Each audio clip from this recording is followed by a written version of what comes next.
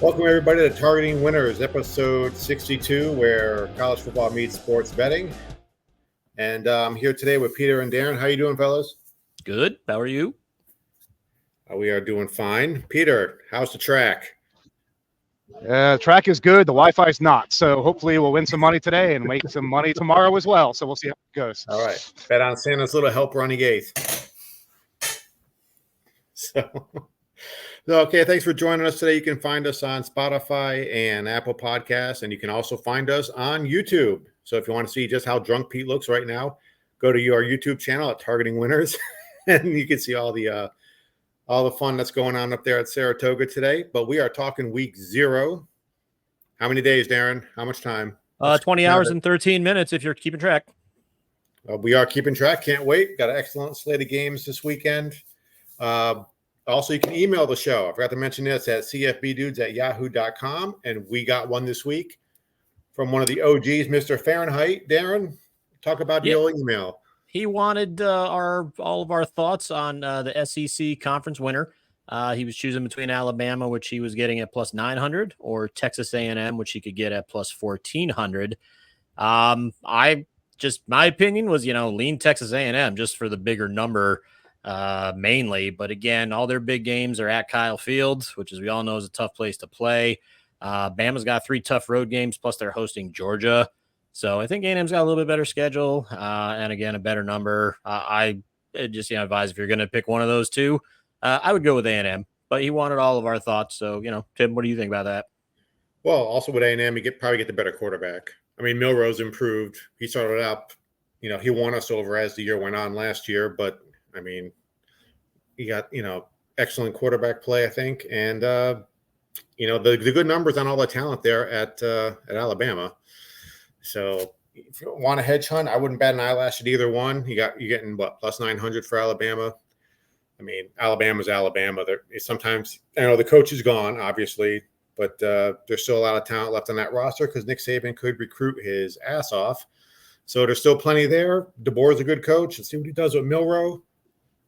So, Pete, what do you think?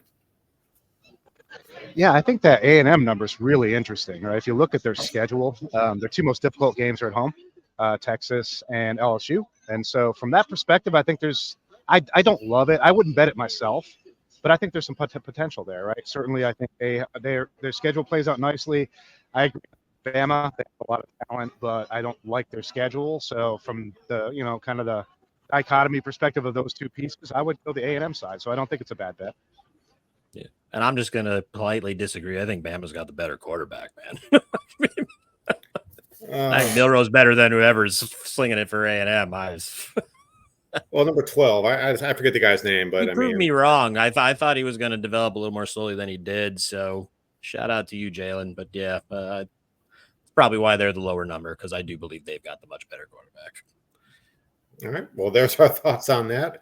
Where are we going from here, Dan? We're going to look at week 1. Go ahead, man. Tell everybody that first game of the 2024 season. Pete and I'll give our thoughts, and we will allow you the privilege of finishing it up, because what game are you talking about? Is there a game tomorrow? Georgia Tech's playing some school of quitters. I can't remember their full name. Yeah. Oh, America's team. That's right. If America was a bunch of some third rate Florida. I think the third best team in Florida. I think they're playing this weekend. Yeah. Yep. The Florida State Seminoles are going to Ireland, play Georgia Tech. I did place a bet on this game. I usually don't like to, but the over-under line was 55.5. They've been talking all week about, I guess there's the surface at the field they're playing on is something new. I didn't look too much into it, but I've heard like 3 different people say it's a new surface. So it's something more for me to worry about going into tomorrow's game. So it's they lost a lot of talent on defense. They're getting a lot of talent back, though. Marvin Jones, they got in from Georgia. They still have Patrick Payton. They got Johnson and Farmer on the inside. So the D-line's going to be good. I think it's going to be a lot of running. I know DJU, it's his first game. He's also a moose to take down, so I think they're going to run a lot with him. I think it's going to be the Air Force effect, if you will. 55.5. and I bet the under. Keep the clock running, keep the game going. I like FSU. Probably, I'm thinking 24-21, something like that. Something really close, just to make me get my high blood pressure spiking up there. So about 24-21. That's my pick. So that's obviously under 55.5. Go ahead, tear me apart, fellas.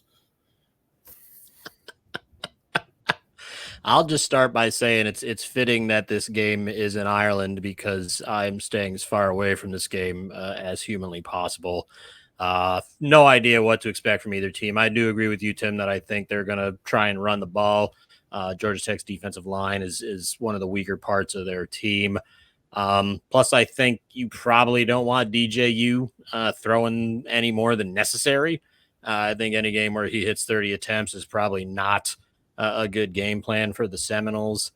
Again, just with all the losses on both sides of the ball, I mean, obviously, offensively, they're not going to be as good without Jordan Travis. And defensively, as awesome as they were last year, yeah, you could still run on this team. I mean, they're only 67th in the nation in run defense. So Georgia Tech does have a decent offensive line. They do have a dual threat quarterback. So I can see Georgia Tech trying to run as well. So I'm leaning to agree with you on your underplay. But nothing either way, because I don't know what to expect. I don't know if Georgia Tech's defense is going to improve. I would guess not. And I could see Florida State just being able to run the ball down their throats and running a lot of clock in the second half. But I will give one interesting stat for anybody who's on the fence. So this is Brent Key's third year head coach at Georgia Tech. 4 times in his first 2 years, he's been in a conference game where the opponent was ranked and Georgia Tech was a double-digit underdog. Straight up in those games, he is 4-0. And look what we have tomorrow. Conference game against a ranked opponent, and they're a double-digit underdog. So do with that info what you will. But yeah, I literally tried every day from last Friday to today to come up with a play here, and I got nothing. So this is an easy pass for me. Pete, what do you got? Yeah, I'm very much aligned with Tim here. I think this plays into the under. I did bet one unit on the under here of 55.5. So everything Tim said, I agree with. Also, I think it's supposed to be pretty windy at game time. So I think there's a lot of factors playing into, early in the season. Quite often defenses tend to step up. There's going to be a lot of running in this game. The field, the wind. I think there's a lot of things leading into the under here. I debated it for a while. I spent quite a few days digging through it, but I really couldn't find anything that would compel me to go over unless FSU goes nuts and that defense on the GT side falls apart. But I don't think that's going to happen. I think you're going to see a bit more of like an older school football game, a lot of running, some decent defense, maybe some questionable weather, maybe some questionable field. So I think this is a pretty decent play early in the season at that under. So I agree with Tim on this one. Have you guys heard anything about like what the field is? I mean, they keep saying a new surface. Is this some I don't know, eco-friendly styrofoam or something? What the hell are they playing on? I haven't heard anything. I did hear that there could be potentially like 30-mile-an-hour winds. I guess the thing is like the people in the stands are completely covered, but like no part of the field is. So if it does rain, it's only going to be the players getting wet, but rain's not really that big a deal. It's more the wind, obviously, because you really can't kick as well. You can't pass as well. So yeah, I think even with the new 2-minute warning rule where you may get an extra player to a game, yeah, I just see both teams running here. So even if there's no wind at all, and Ernesto apparently passed on Thursday, so maybe Ireland's out of the way. Who knows? But yeah, I see both teams trying to run as well. Going to be fun either way. How many hours? I told you we're now down to 20 hours and 5 minutes. 5 minutes. Okay, good. I got to kill some more time. Make it go by faster. So let's move on, Darren. What game you want to go to next? Let's go to the one that's next involving FBS schools, SMU and Nevada. This line's been all over the place. I mean, it started at 19.5. It got up to 27.5. It went back down to 24.5. And now DraftKings is sitting at 25.5. So that 23.5 you have posted, that's what I got it at towards the end of June. I'm not going to lie, guys. I'm starting to fall for the SMU hype here. I think they did exactly what they needed to do in the portal to get ready for ACC play. 13 transfers that play the line, 4 on offense, 9 on defense, all from Power 4 schools. And then you look at Nevada, pretty much brand new coaching staff, rebuild mode here all around. On Monday, Brendan Lewis was named the starter. He had all of 2 touchdown passes all of last year. The top 6 pass catchers, all of them are gone. So who knows who this guy is going to be throwing to. Their top 2 tacklers, who had almost 170 tackles between them, are both gone. And, I always worry when we lay a spread this big, the backdoor cover. And I think, Tim, didn't you have Fresno State, Nevada last year where Nevada got us on the backdoor cover with like 11 seconds to go? So not to shock you guys, but I did some math. All right. I'm not proud of it, but I did some math. So I didn't say it was correct math. I'm just saying I attempted math.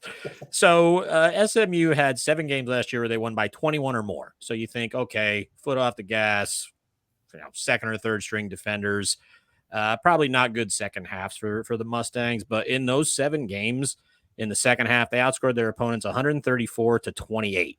All right. So that tells me not only does the offense not let up, defense doesn't let up either. And they had 5 games last year where they scored at least 45 points. So, this doesn't seem like the kind of team that lets up really until the end of the game.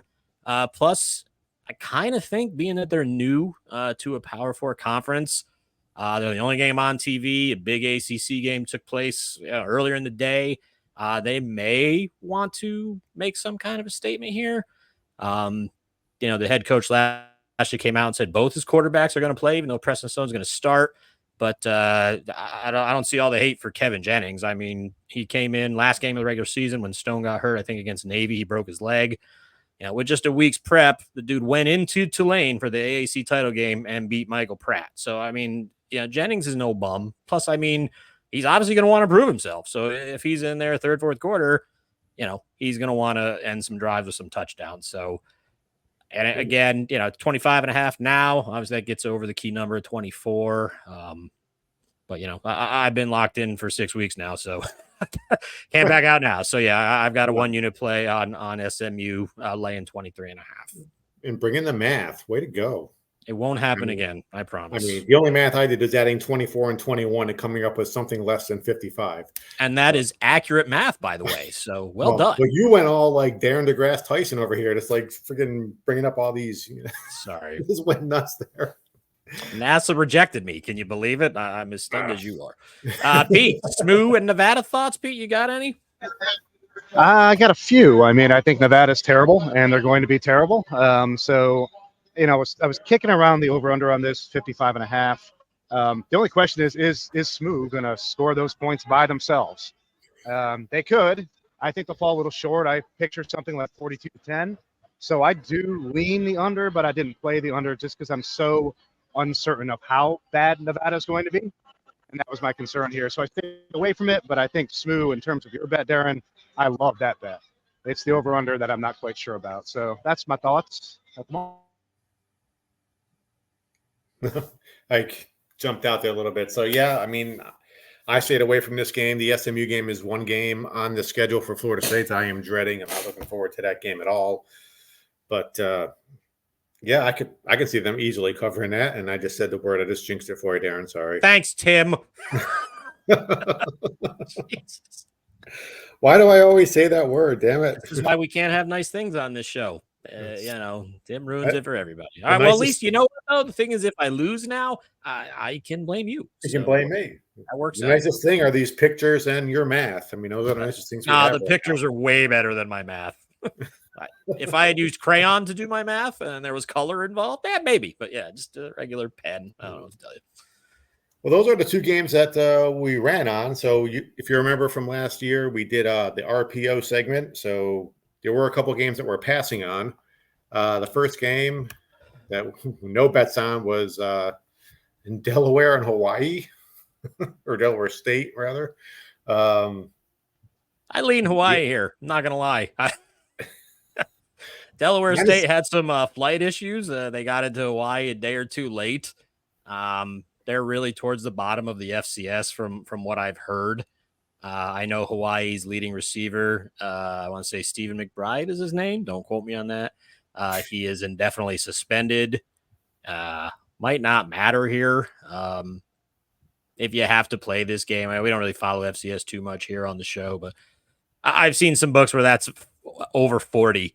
So yeah, if I had a lean, and not that we chase here, but if for some reason it's 11:59 p.m. and you're down and you had to do something, I would take Hawaii. This game could get ugly. Yeah. Or if it's that late and I'm drinking myself into a stupor after an FSU loss somehow, and I'm like, yeah, all right. Throw some money on God, Hawaii. I'll block you till next week. Speaking of suspensions, did you see that Kirk Ferentz is suspended for a game? For one game. I saw that. 2022, yeah. Oh, it's in 2022. Okay. I was like, in this day and age with NIL, what do you have to do to get a recruiting violation? It was Cade McNamara. He was suspended for. So yeah. Well, this threw me. I didn't know it was from 2022. I was thinking that's kind of like getting arrested for disturbing the peace on Bourbon Street or something. It's like, what do you have to do to disturb the peace on Bourbon Street? Like, how wild do you have to get? So I just off track here. I just heard suspension. I just remember seeing Kirk Ferentz suspended for a game for a recruiting violation. It's like, yeah, nice. Yeah. Let's get to that other barn burner of a game and then get into the couple on Thursday. Because we got Montana State. Excuse me. I don't want to sully the reputation of Montana State, and they're playing New Mexico. They are. This screams trap game for me. This screams trap game. Like I will swim to Ireland before I bet on this game. There's no way. This is up to 13.5 in some places. And I'm like, how bad does New Mexico have to be if I think this opened around 8.5, maybe 9, to not see any buyback on an FBS team at home against an FCS team? I don't know. I don't know if anybody's gonna get this to 14, because then I would expect some people to jump on the Lobos, but I'm gonna watch, man. I just have to see if New Mexico is this bad. I mean, Montana State's legit from everything that I've read. I mean, they're an FCS playoff team more often than not. I just don't know if I've ever seen digits a line on the road. Yeah, that went an FCS school. I don't know if I've ever seen it. I don't know when we'll see it again. But I mean, wouldn't that be like some group of 5 school on the road, like at Arkansas, giving them 10, or at Vanderbilt? Like you'd almost be like, no, they're all the same level though. But yeah, I mean, I just got to see if Montana State is as legit as this line leads me to believe they are, or if New Mexico's that bad. I can't see a Bronco Mendenhall team losing by more than 14 points at home against an FCS squad, but I guess maybe it could happen. I don't know. Can't imagine it happening, right? The over-under is 54.5. I mean, maybe the under here. I don't know. This is just such a difficult play, I think, from any perspective, that I wouldn't touch it either. I agree with Tim. Right. All right. So that's, for the quick review, that's part of our, our RPO segment. We're going to have a couple games that we're going to pass on, some games we're going to run to the betting window. Well, let's look ahead. Let's go ahead for our week bets here. And let's do Thursday. Thursday. That's what I mean. Somebody has a play on a Thursday game. Tim, stop shortening. Who's got a bet on a Thursday? Who would be crazy enough to bet on a Thursday game? Gotcha. Well, me too. I'll probably put in a bet here soon. Of course you will. Not just yet. All right, what you got here? The first game. All right. Well, the first game I didn't bet, so we'll go through that one real quick. North Carolina at Minnesota. Minnesota laying 3, over under a 50.5. For me, much like Florida State, Georgia Tech, I don't know what to expect from either team here. North Carolina should still have a legit offense, even though Mac Brown has come out and said he's not naming his starting QB probably until game day. So that certainly hurt the handicapping right there. And again, defensively, they should still be pretty bad. You flip over to Minnesota. They were never good offensively. They're bringing in an FCS kid from New Hampshire, Max Brosmer, who was actually really good last year. But again, this is a school known more for their defense, even though they had an off year last year. New defense coordinator comes in, 8 returning starters. I'd expect them to improve. This line hasn't moved, I don't think, since it came out. So that tells you that nobody really knows what to do with this. This was an easy stay away for me. I don't know if you guys had any leans, but I got nothing for this one. Yeah, nothing. I mean, I would lean Minnesota. Yeah, But, yeah, same. but I mean, right now I haven't even. Yeah, what to give him 3 or 3.5? 3, just 3. No, nothing right now. That would be a pass for next week's episode. So let's just quickly move on to the other game. I think we got a bet on. Of course I do. Don't be ridiculous. Jacksonville State, if for no other reason than I could say the word Gamecock without getting thrown off of YouTube. So Jacksonville State opened as a 3.5-point favorite at home over Coastal Carolina. This got down to 3 yesterday. Pete convinced me to fire, which I'm not blaming him. I was going to anyway. And then, much to my surprise, later in the day, this went down to 2.5, and DraftKings actually got all the way down to 2. So I was like, wow, I effed up already, and we haven't even kicked off the season. DraftKings came back to 2.5, which is where it sits at most places right now. I expect this to get back to 3. Both these teams are similar. They lost a lot. Lost a lot on defense as far as their leading tacklers go. Lost a lot on offense as far as the quarterback and the wide receiver position. But I think this is going to hurt Coastal a little bit more. Obviously, losing Grayson McCall is never a good thing for a program. He's practicing his trade at NC State now. They had 2 receivers, Sam Pinckney, who actually went to the NFL, and Jared Brown, who transferred. Yeah, combined for 130 catches, almost 1,800 yards, and 12 TDs. The 2 guys, the number 1 and 2 receiver that Jacksonville State lost, combined their stats didn't even equal Pinckney on his own. This is a team that runs tempo. Rich Rodriguez loves to rotate guys from the start of the game to the end to keep everybody fresh. Second in the nation in offensive plays per game. And you know what? I'm sorry. I did more math. I'm sorry. I'm sorry. I did something where, like, with that tempo, I was like, what kind of shape is this offensive line in? So I looked at the depth chart for their starting 5 offensive linemen and the backups. These guys average 305 pounds a person. Looking at the front 4 for Coastal and their 4 backups, those 8 guys average 274. So if Jacksonville State is going to continue to run 2/3 of the time and keep swapping out fresh guys, and also keep an eye on Georgia transfer Andrew Paul at running back. I mean, they lost Malik Jackson. He was a good player. But Andrew Paul was hurt, and even when he was healthy, tough to get some rushes when you're playing for Georgia. So I look for him to contribute.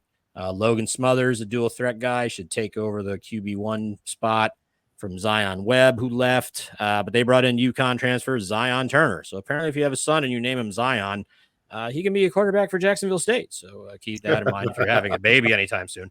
But I just think with all the losses being equal, I think the quality of losses more affects Coastal than it does Jacksonville State. And these teams played last year. I mean, they're not in the same conference, but they must have a little home and home thing going on. Coastal won this game 30-16. It was 30-9 at one point. But if you kind of look at the box score, which I do on occasion, the total yards were almost even. Jacksonville State had more first downs. They lost the turnover battle 1-0. But yeah, this was just one of those odd games. Like, it was really a blowout. But the stats wouldn't show that. I'm not a big revenge guy either for teams that don't play in the same conference. But if you want to go that route too, yeah, I guess Jacksonville State would be looking for a little revenge here. So I did throw a 1-unit play on Jacksonville State, and I did get -3. If you like that as well, snag it now while it's -2.5. Yeah, you'll get a better number than me. All right, well, let's just review our picks for this week. Pete's drink glass was full, but his battery is empty, so he ducked out.